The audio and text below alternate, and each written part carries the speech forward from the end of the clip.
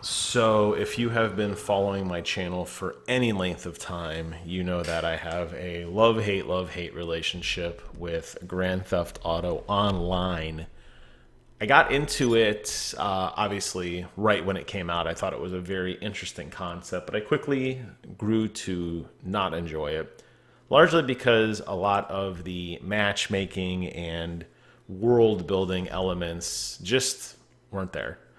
And I think what was so frustrating about it was getting a group of friends together, all doing the same thing. One, without being harassed by other players, and two, getting everybody together and staying together through events. As I played through the game, it became very quick to me to see that it was very much designed as a single player online experience. While you could invite your friends into other things, it did not maintain that persistent world that I would have expected to see or feel. For example, you'll notice the back of my motorcycle jacket does not have the emblem on it. Well, that's because even though I am part of a motorcycle club, my current motorcycle president was not online to re-invite me and re-promote me essentially back to status. So there's a lot of issues that persist with you being able to do kind of what you want with other people, whether on or offline. And it frustrated me. So I took a step away from it. I revisited it some years later, again with my friend Phil. We used to play on the Xbox together, but it was the just sheer bad performance that really turned me off to that experience.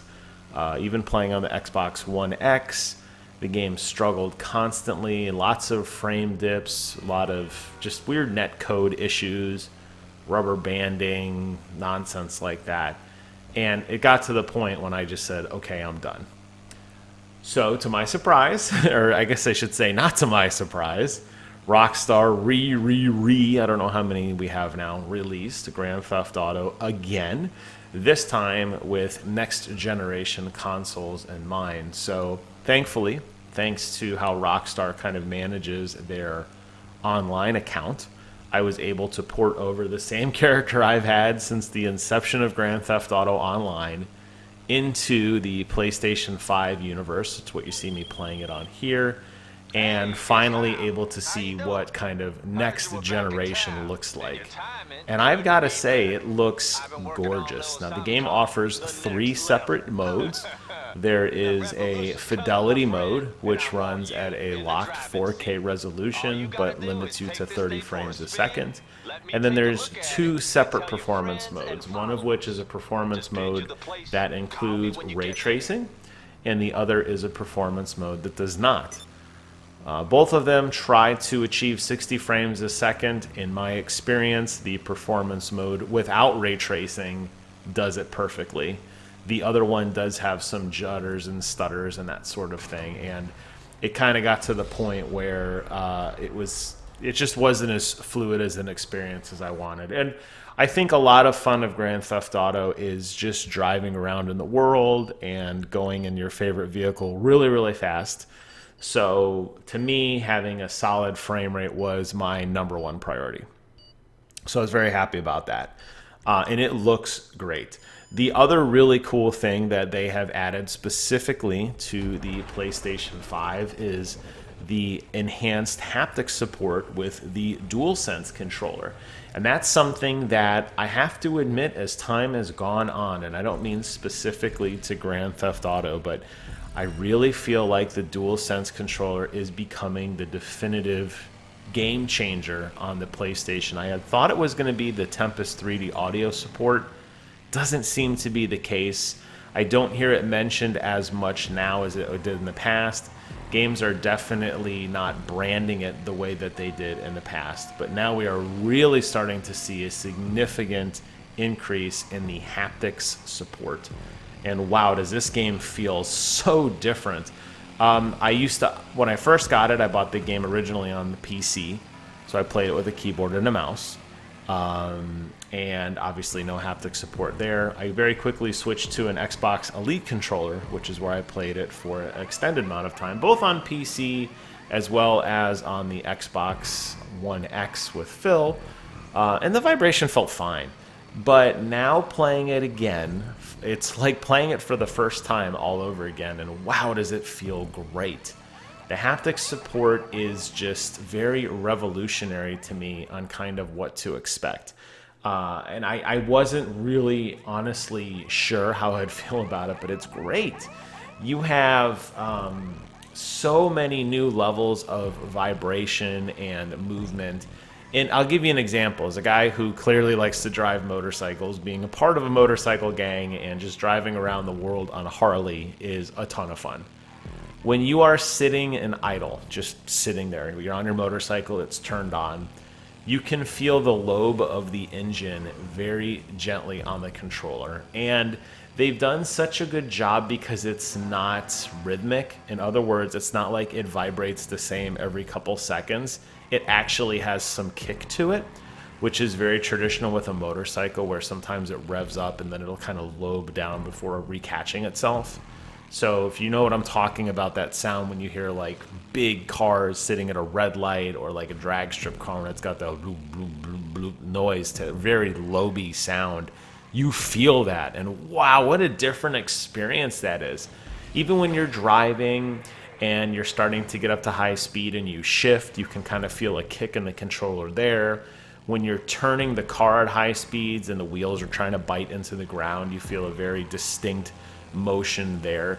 I think what blows me away about all of this so much is that it's a free-to-play game. This doesn't cost anything on play. Well, I don't know if it does now, but at least the Grand Theft Auto Online experience was at some point free. I did redeem it for PlayStation owners, and it's just great. The fact that you get all of this content and it doesn't cost anything is mind-blowing. But what a great way, what a showcase game, really, for the DualSense controller. Just how amazing it is. And even the gunplay, just running around. I typically have a shotgun that I have on my motorcycle. The kick of the shotgun, you can feel the reload of the shells as well. It's just got such a great feel to it.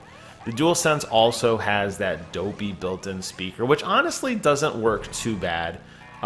This game unfortunately has a litany of just verbal diarrhea on it. You saw it earlier. You won't see it when I'm racing in a match, but when you're out in the open world driving around, you are constantly getting updates on the left-hand side of your screen for other players looking to join or to participate in activities, from events that they want you to do, special events, sales, promotions, announcements.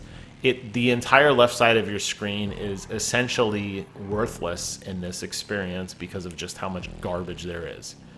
And you're constantly getting phone calls. Oh my God, are you getting the phone calls from every NPC ever, constantly wanting to talk to you and ask you questions and get you to go to a particular point in the game world to do an activity. All of that verbal stuff comes through flawlessly on the DualSense speaker. So phone calls that you get, little notifications, whether it's like text messages or chimes or whatever, all come through on kind of that second audio channel on the speaker, which is really, really nice.